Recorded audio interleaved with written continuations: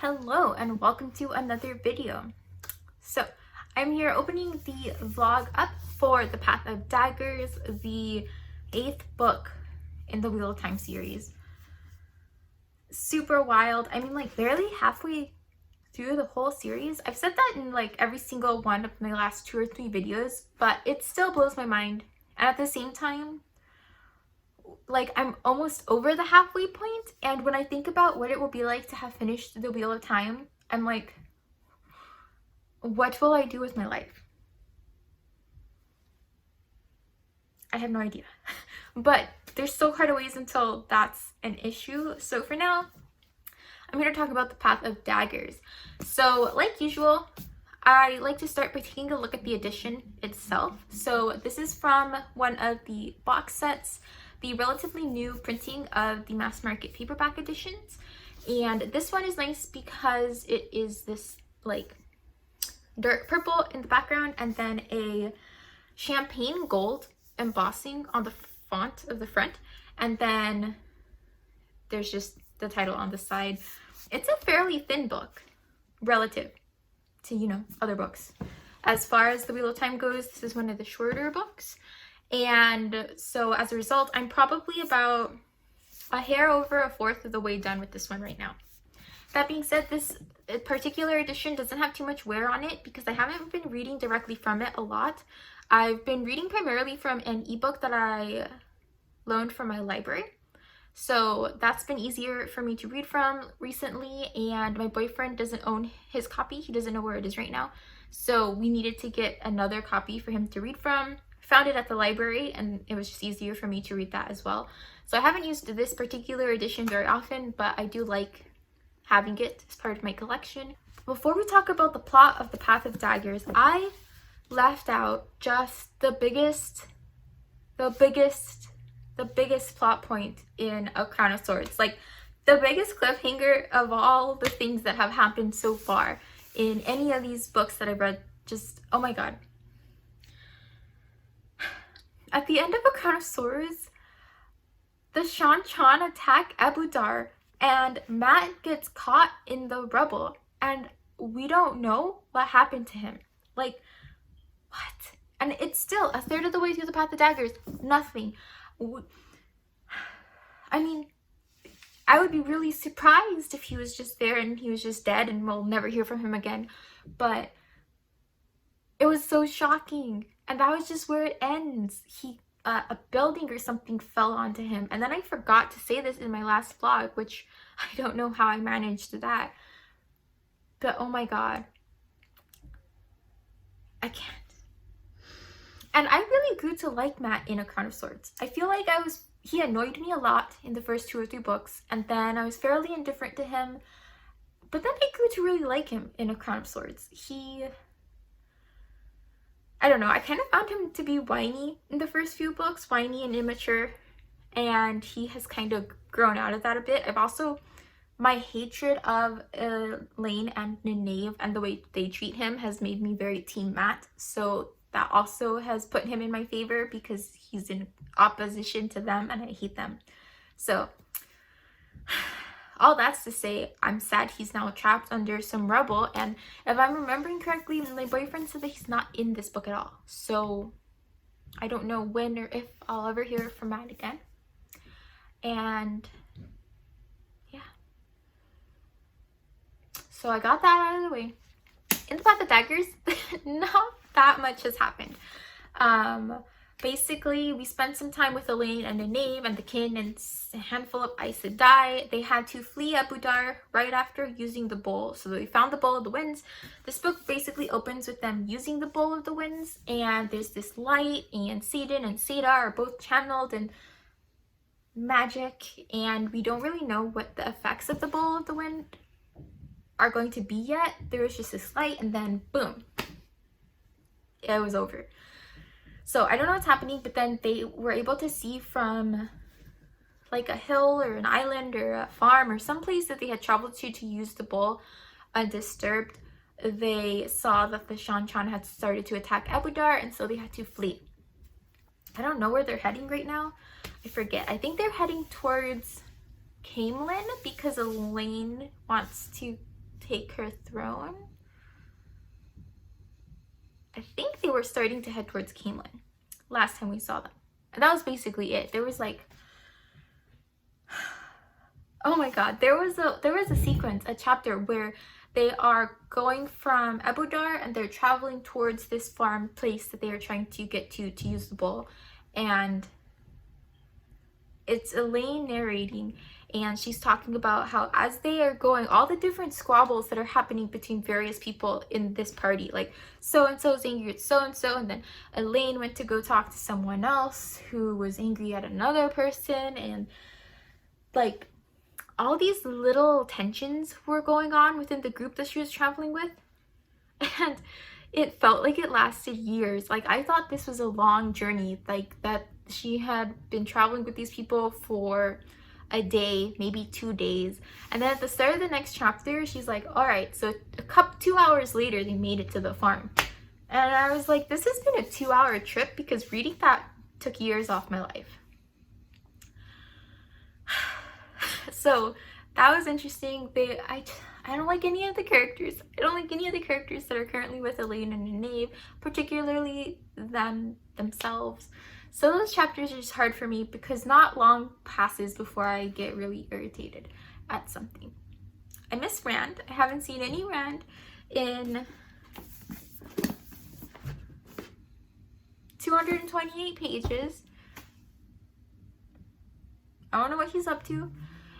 After that, we've spent a lot of time with Perrin so far, and his chapters have been more interesting. Perrin is in A Crown of Swords. He got banished by Rand. They got into a fake fight because Perrin needed to go to another country to talk about whether they were going to swear fealty to Rand, and I forget the name of the country. Basically, the short story is that they do, but Rand didn't want anyone to know that Perrin was making this move, so he pretended to get into a fight with him and then kick him out. And Perrin's been kind of traveling there between A Crown of Swords and the Path of Daggers, and he's starting to really get there in the Path of Daggers. We see more about Perrin being a reluctant lord. People are calling him Lord Perrin, and he's still uncomfortable with it. Perrin.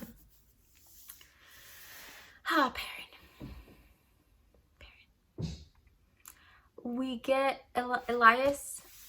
I forget his last name, but the wolf guy that we haven't seen since the Eye of the World, who also has yellow eyes and is also connected to the wolves much in the same way that Perrin is. He comes back, he finds Perrin, and they talk, they catch up. Perrin lets him know that he's married to a Saldaean, and this guy tells him everything that has been irritating me so much since Lord of Chaos. Since Lord of Chaos, Perrin has been kind of dumb, because, and it's not just Perrin, I mean, Fael could definitely be more sympathetic to the fact that this is counter to Perrin's nature, but basically Fael has been getting like irritated and angry anytime Perrin does not stand up to her hard enough. Like in Saldaean culture, the man is supposed to be super assertive and aggressive, because that shows that he believes that his wife can stand up to him, that she's strong enough to stand up to him if he's aggressive, if he starts yelling, if he's assertive and all that kind of stuff. And so when Perrin, anytime they're in an argument, when Perrin starts to back down and says, I'm sorry, and he's talking soft-spoken and like he doesn't want to scare her or anything like that, she gets even more angry, because she's so offended that he is implicitly saying she's weak and cannot handle it if he full force starts screaming or whatever it is that she wants him to do. And so Perrin has been really confused basically the whole time about why every time he tries to make things better, it seems like Fael just gets more angry. And finally, Elias comes and he's like, obviously she's going to be more angry, you're insulting her. And even after that conversation, Perrin is still skeptical. Like, he's distracted in his next meeting because he's looking at Fael like, there's no way she could really want me to yell at her every time we fight. That would be ridiculous. And I mean, yeah, it kind of is, but at the same time, I'm pretty sure Perrin was explicitly told the gender relations in Saldea. So why is he so shocked? I should find the passage somewhere. I'm pretty sure it's in Lord of Chaos.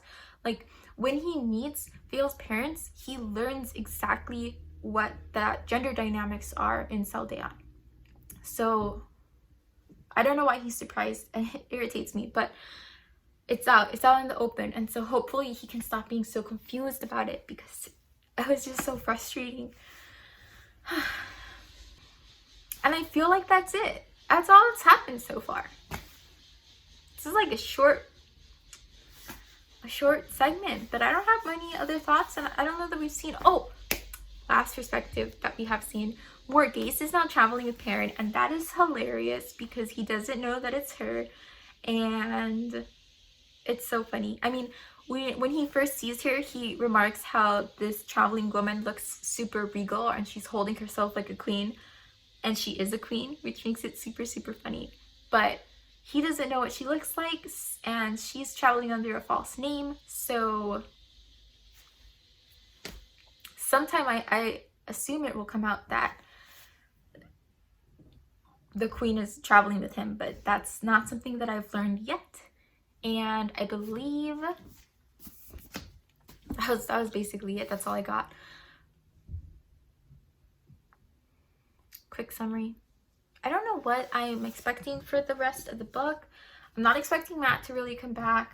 I don't know what Rand is doing anymore, because I feel like I have been waiting for him to face off with Samael for like 2 books, and he finally did. And not only was it anticlimactic, but now I don't know what his next move's going to be. So I'm not sure what to expect from Rand.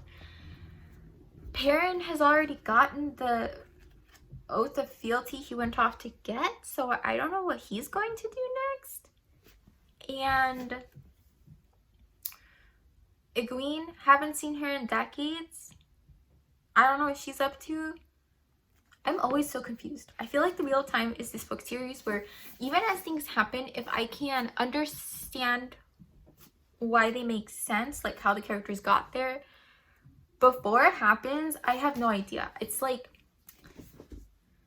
because it's such a big book series that it's hard for me to imagine what series of events could happen that's going to make this book series that's existed for 8 books last another 7, 6. I don't know. You know, like, it's hard for me to imagine a story of that scale because I have nothing to compare it to. Like, by now, Rand would have faced off the Dark One in another shorter series and it would be done. So, what's keeping him from doing that? What is going to happen? I don't know how to articulate it enough to make predictions, like those kinds of expectations. So, I'm just going to wait and see. It's like trying to predict what's going to happen in the Wheel of Time just feels like swimming in an ocean and you can't see land. You just know that somewhere it ends, but you've already been swimming for so long, and then you look out onto the horizon and you don't see any land, and so you're like, am I even going in the right direction? Everywhere looks the same. Where am I? That's what it feels like, at least to me. So I'm gonna leave this vlog off here, keep it nice and short, and next time I'll probably be maybe another third of the way through the book or so. Hello and welcome to another vlog update. So my half-hearted attempt to be more consistent with these has been incredibly unsuccessful, and that's in part due to the fact that I kind of took a break from YouTube in the month of February. I just didn't feel like breaking my camera out and filming and talking and editing and uploading. I was just really tired after what was a pretty intense uploading schedule in February. I was like, why am I doing this? I don't want to do it. So then I didn't. And now I'm back and have decided to commit to a 1 video a week schedule, which I think is going to work out quite nicely because at the time, that's about as many videos as I want to post. So working with that, that does mean that I just didn't pick up my camera in the month of February. And in that month, I finished the Path of Daggers and started Winter's Heart. So there's a lot to talk about, and I will in no way touch everything I probably should or would have if I'd done this upload earlier, but that's okay. So I'm here to wrap up my vlog for the Path of Daggers, which it feels like it's been decades since I finished the Path of Daggers, and in some ways, I mean, it's been several weeks. But I'm going to do my best to give some summaries of the ending and like some final thoughts on the Path of Daggers. So the Path of Daggers was a shorter book, so we finished it fairly quickly, and it was an interesting time pacing wise because I feel like a lot of the book was fairly slow, and then at the very end it was like pieces were in place and it felt like things had started to happen, and then the book was over with no resolution on so many of those things. It was like la la la la la, things getting set up, they're set up, and then the book was over. So the Path of Daggers was like the beginning of a book. It was a whole book that could have been the beginning of like a longer book, if that makes sense. So things that stood out to me from the Path of Daggers: Egwene has been Amerlin seeding. I remember some stuff with that. She has essentially manipulated her way into finally asserting power as Amerlin seat against the other Aes Sedai sitters. I forget how she did that, through some finagling with some lords. And honestly, if there was one thing about the Path of Daggers that kind of annoyed me, it was how much detail I got about some of these lords and ladies. Like the nobles of all the many kingdoms are so annoying to me. I just don't care about them in general. And yeah, some of them are important in that they're like working in the background, or they are characters whose support will determine whether Egwene is a successful Amerlin, or whether Elaine will be accepted as the next ruler of Andor, or if the people will support Rand. Like, I get how their opinions are important, but as people, I am not interested in most of them at all. So when we have whole pages of like, then this lord was talking to that lord, and this lady was like blah blah blah blah blah, then she fainted. They always faint when something shocking happens. That kind of stuff started to get on my nerves, but it kind of went away by the end of the book. Like when things started to pick up, we got fewer extraneous details about all of these lords and ladies. And then some of the things that did happen were like, what? So first of all, we never saw Matt in the Path of Daggers. He was gone, which I have been warned about, but can confirm, never saw him, missed him, did not know what was going on with him for the entirety of the Path of Daggers. And every now and again someone references him and no one knows where he is. Like Rand assumes he's with, I think, Egwene, and it's just like, yeah, so he's probably just hanging out with her, and I'm sure he's fine, because if he wouldn't, I would feel it. And there has been this interesting, I think both Brand and Perrin made passing comments about being able to feel if something had happened to Matt. And I don't know what that's about. Like, they were so sure about this feeling, and I can't tell if it's sentimental friendship kind of, I would know, or magical somehow Taviran connection. They would definitely know on what that would look like. So I don't know what's going on with that, but I did think it was interesting, and it gave me hope that maybe Matt wasn't dead, although he definitely seemed pretty squished at the end of A Crown of Swords. So don't know where he is, but he wasn't there, and I don't think I ever would have expected to miss Matt. I did not like him in the first two books, for sure. We didn't get a ton of him in the intervening books. Like here and there he'd have his moments, but he really grew on me in A Crown of Swords, and so I missed him in the Path of Daggers. And so that was pretty sad. I missed him. I hope he's okay. And then Rand, oh my god. So Rand has just been, I don't even remember most of the things he was doing. I'm not really sure he was doing all that much for most of the book. But at the very end, he is in Cairhien. I get the sea kingdoms mixed up, but I think he was in Cairhien. And there was this explosion in his rooms caused by some Ashaman who then fled. And so it's like, whoa, whoa, whoa. Why did they do this? So I don't know. I'm very confused about who was involved. And It makes me really sad because I love the Ashaman. That being said, I'm skeptical of them. There are a handful that are close to Rand that I do like. Like, I love Deshiva and Flynn, I think are their names. I think they're very interesting. Flynn is super good at healing, I believe, and Deshiva is kind of a sketchy character, but he's also interesting. And I cannot remember if they were involved or if they fled or if they're still with Rand or what happened there. So I'll comment on the rest of that at some other point when I read what's going on with them. But ultimately, I'm scared because I do not trust Mazrim Taim farther than I could throw him. And I'm a weakling. So I don't think I could even push him down if I tried really hard. Not even if I got a running start. He is so shifty. He's got his whole little blue dragons and stuff that he wears, and he just, it feels as though he is submissive to Rand only because it's what's convenient for him at the time, but not because he really believes in anything Rand is doing or because he believes that Rand really deserves his power. I kind of feel like Mazrim Taim is this character who's biding his time, and I don't trust him. Especially since he's the one training Rand's Ashaman army.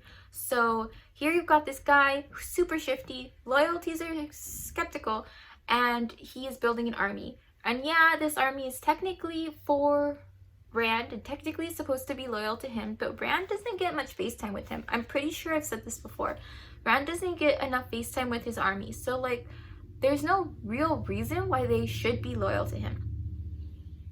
You know, like, they don't know him. They're just kind of there because they want to protect their kingdoms and their lands and their homes from the Dark One, and they think they can learn to channel.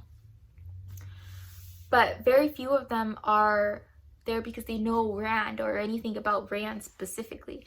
So I just don't trust that loyalty is really strong. And now we've had this attack, and I'm just like, oh my god, this army, what's going to happen with them? Because we have seen at the end of Lord of Chaos that they can do damage, and so I just don't know what to expect. Not at all. We also see the Ashaman take down the Shan-Chan because Rand like leads his armies through fields and or mountains to encounter pockets of the Shan-Chan army and like take them down. So he's clearing out the Shan-Chan in these mountains, and I'm just scared.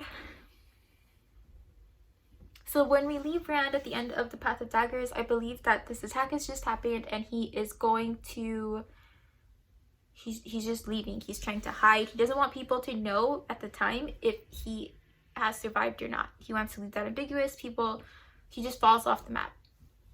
The end. He's gone. We don't know where he's going, what's happening with him. Then you've got characters like Perrin and Vale.